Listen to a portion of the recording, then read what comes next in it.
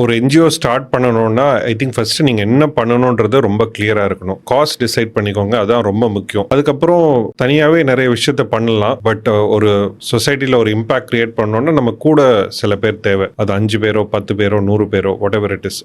அந்த பீப்பிள் யாரு? யார் கூட சேர்ந்து நம்ம இத பண்ண போறோம்? ஏதோ ஒரு நல்லது பண்றதுக்காக ஒரு என்ஜிஓ அப்படின்றது இருக்கணும்னு அவசியம் இல்ல. நம்மளே சேர்ந்து ஒரு குரூப் ஆஃப் பீப்பிளே நெறைய விஷயத்த பண்ண முடியும்.